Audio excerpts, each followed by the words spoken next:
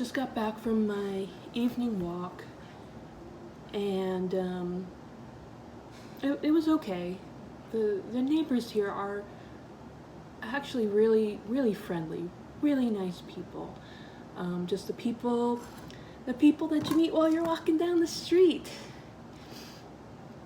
Earlier today, when I took the dog out for the midday walk at like 1 p.m., I was assaulted and followed by a woman that seemed to be having a psychotic episode.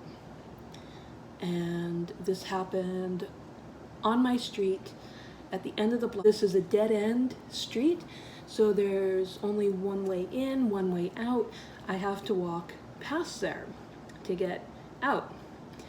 And this neighborhood is a really nice, walkable neighborhood. On paper, on the map, when you look at the data and statistics, it looks beautiful. It looks ideal. But it has been a nightmare living here. I've been here for 1 year, and it has been an absolute nightmare.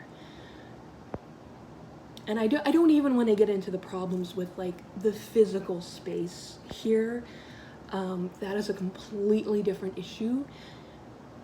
The issue I'm dealing with today is the sheer amount of person-on-person, barehanded physical assault that I have been involved with, that I have witnessed, and that I have now been the target of in this neighborhood, in this apartment complex, and at the end of the block, in the shopping center. So the situation with the Starbucks and the lady that was being held captive by her abusive ex, that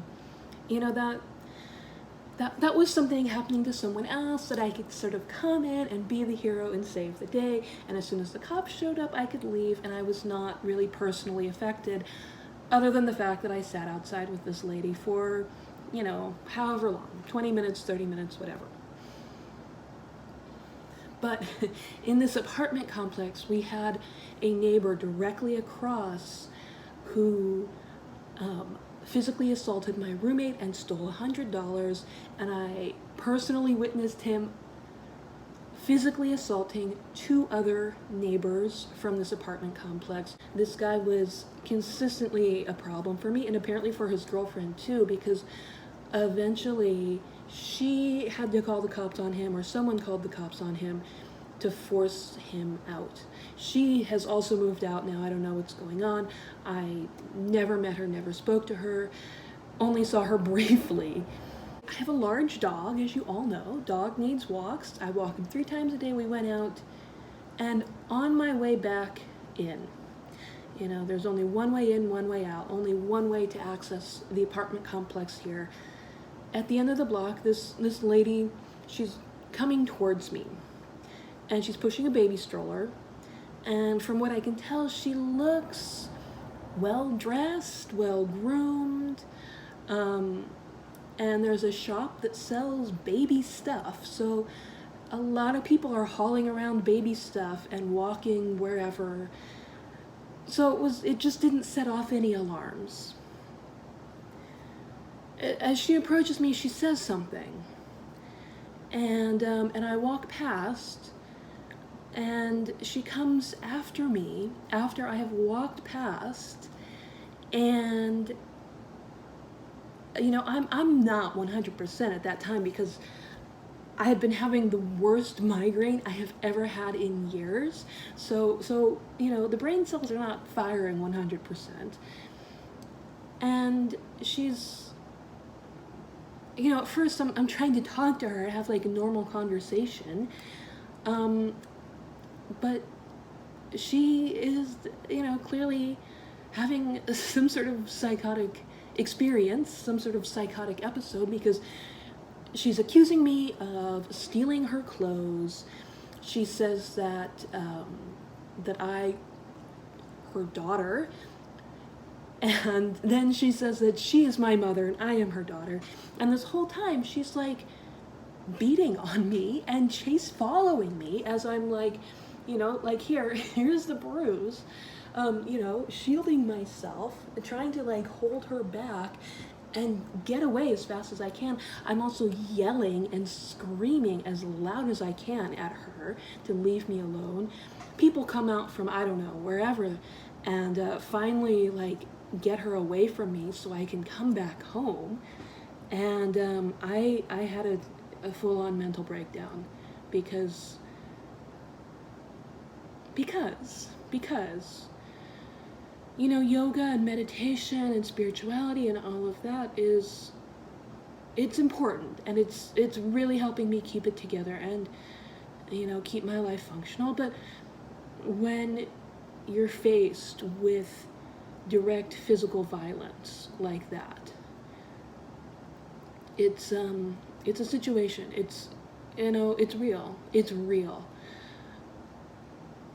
I could come on here and be all like woo woo spiritual, but the fact of the matter is that I live in a very real world, and I witness and experience violence, and you know, I can't ignore that.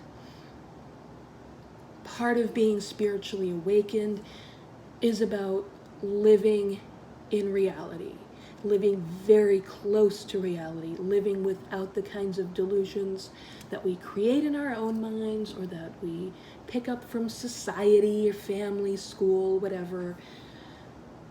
Being spiritually awakened is living so close to the real world. And, you know, at this point in time, in this place, that is what the real world is like. In the real world, living close to the real world, I am experiencing and witnessing violence in this neighborhood. And, you know, it's a very real structural problem that needs to be addressed. And, you know, meditation, yoga is great, but these things are not cured by meditation and yoga. And so I have to move. I can't.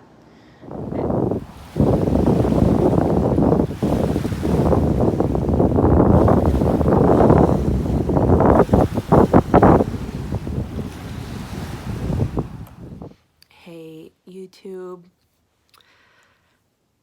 I am here, and I don't suppose you know what here is, but I had to very unexpectedly and urgently leave that living situation up north, like the next day after that last video clip that I filmed.